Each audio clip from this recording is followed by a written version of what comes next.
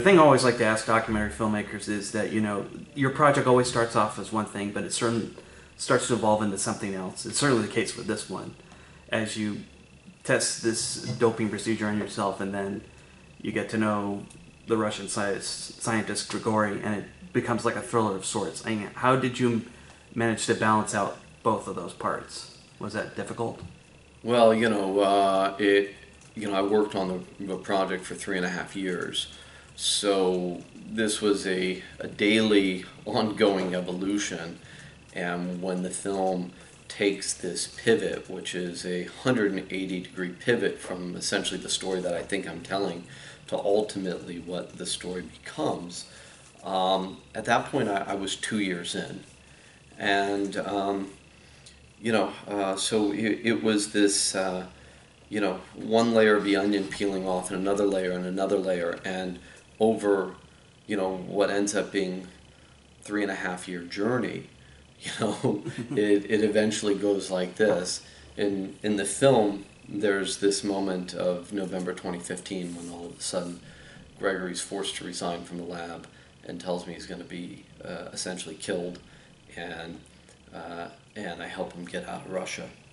And that, of course, was the key moment where the film took this,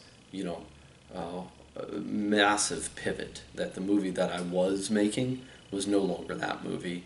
And all of a sudden he's here, and I realized to a larger extent that what I had been shooting for the last 2 years and what I had spent tons and tons and tons of the financing for the film behind ultimately was irrelevant to what the movie was about to become and where it was going to go.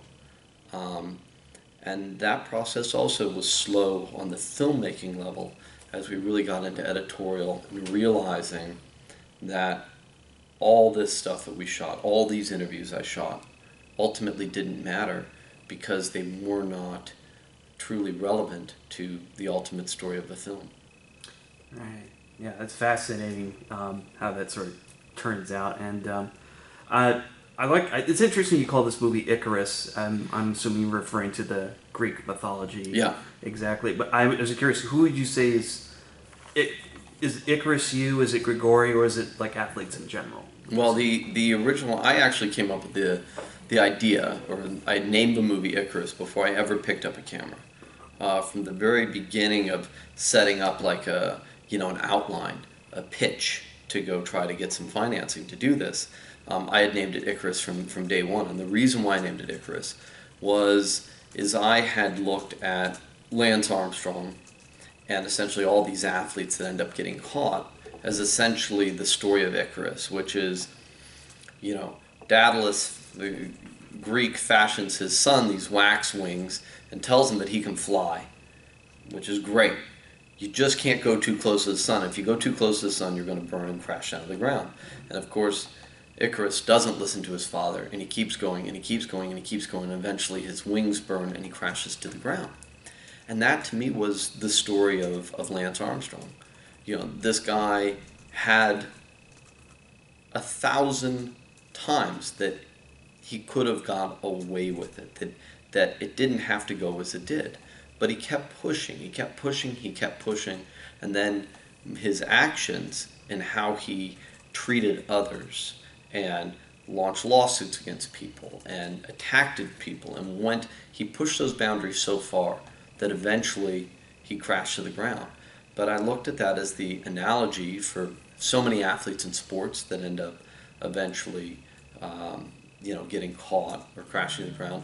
And ultimately I think it's the metaphor and the analogy of the Russian situation and the larger political machinations behind the film. And so I think it speaks to all of that. The idea of athletes doping is not really a huge story. It's been around for years. And it's gotten to where it's kind of like an accepted thing, probably more than people realize. Right. But the interesting thing about your documentary is how widespread this doping scandal is in Russia, at least, as well as other countries. I mean, what shocked you most about the scandals?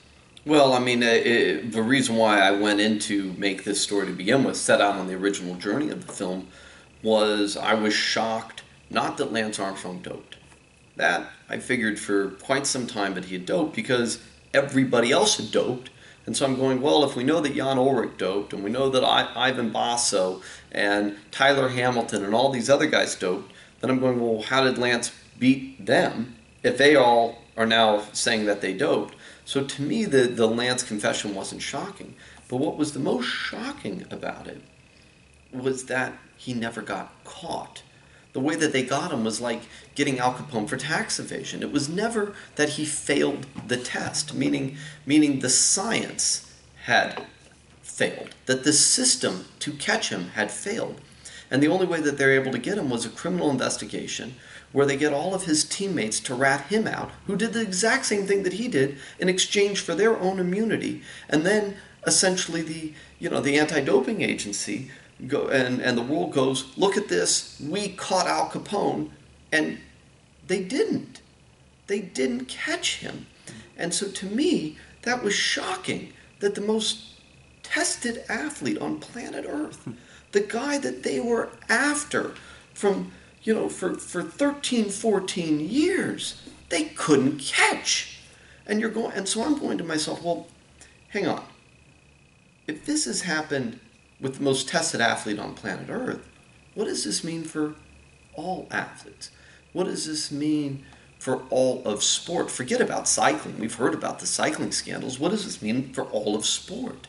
And that's what set me off on the journey. So the series of what I found along this film was this continual kind of shocking and at the same time like not so shocking revelations as you got deeper into the story. And then I would learn about how WADA, the World Anti-Doping Agency, didn't want to investigate the Russian allegations. Then I would learn from the guys inside about the corruption within these organizations. Then I would learn about the Olympics and how they operated and how they were involved in this. And then I would hear stories from Don Catlin about the United States and how the United States and the USOC had tried to cover up tests. Then, of course, I lead to Gregory, and it turns out that Russia has been facilitating a state-sponsored doping program through the government essentially for the last 40 years. And that the fraud had gotten so big and out of control that at Sochi, they just literally just broke into bottles, dumped out dirty urine and swapped them with clean, and had, in doing so, committed what is, inarguably probably the biggest known conspiracy in sport history and the biggest known fraud in the history of sport. But it was a series of kind of like revelations and revelations and revelations, and then you get to that one and it was like, oh wow, this is 100,000 times bigger than I could have imagined. And the Lance Armstrong of it is really only a needle in the haystack in the bigger picture of it. It is, absolutely. 'Cause I wanted to ask also about the doping you underwent. Since doing that, have you noticed any changes in your body to this day that have affected you? It's an interesting question because pretty much everything that I was taking is the exact same thing that's being sold as anti-aging. So on one hand, it's doping, and it's doping when it is cheating in professional sports, meaning you're taking something that you shouldn't take in professional sports. On the other hand, it's anti-aging, or good for you, or the fountain of youth, if you're not in professional sport. So there's this kind of like, I think, differentiation in how we view it. And so everybody was saying to me along this process, aren't you scared to take these substances? Aren't you scared? Aren't you scared? And at first I was like going, yeah. And then I'm talking to the doctors and the scientists, and they're all going, no, you have nothing to worry about. You're actually probably going to feel better. You're going to recover. You're going to sleep better, etc. So I didn't personally find any negative side effects with anything that I was taking, and quite the contrary. I was recovering. I felt that I was sleeping better. I felt like I had an increased libido.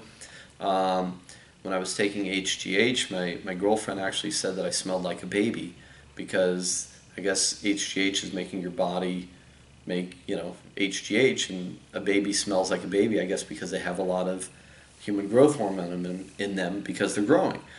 So I didn't find personal negative effects, but at the same time, there are rules in sport, and the rules are that you don't take this stuff if you're going to compete in international competition or at a professional level, and so regardless of whether or not there's harmful effects, it's against the rules, and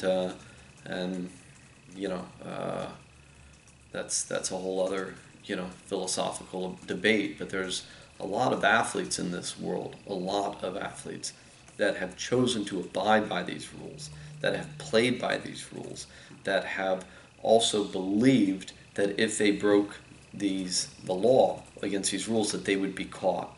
And in so doing, they were robbed of medals. They were robbed of a potential victory because they were being cheated. And I think what this film shows and what it calls into question is all of Olympic history, because we don't know now, period, whether you were clean, whether you were dirty. And even if you say you were clean, doesn't mean you were clean.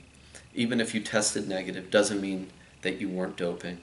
And it also calls into question any single athlete who knows in his heart that he was clean and now knows that he was beat by a Russian athlete in competition, that essentially they had been cheated of a medal. And that is, I think, a pretty hard reality for what will be a lot of athletes to face, and is a sad moment for international sport. It is, yeah. I mean, it's amazing how the science has evolved, because we keep learning about how harmful steroids are, but it's essentially what you're telling me is that it's not too negative aside from the legality of it. Well, there's differences. Like, I wouldn't make that blanket statement. There are anabolic steroids. There's all these chemical compounds, and there's all this stuff that athletes are constantly experimenting with that might not be on the doping control list, or might serve a different purpose, whatever, control liver function. But it turns out that in doing that, it helps you do something else. So there's all of those kind of substances, and I couldn't comment on whether or not they're harmful or not because I didn't try those. But all the stuff that I took, which was testosterone, HGH, erythropoietin, DHEA, thyroid, HCG, and all sorts of different vitamin injection and cocktails, I personally didn't find any negative side effects from, other than I was recovering and on a day-to-day basis felt stronger on the bike. But who knows? I don't know, maybe in 10 years from now I will develop some sort of cancer that I would blame on taking something. But let's hope that doesn't happen. Yeah. Yeah. Well, thank you very much. This is a great documentary. I Thank really you. found it very enthralling. So good luck with it. Thank you. You bet. Thank you very much. Mm-hmm.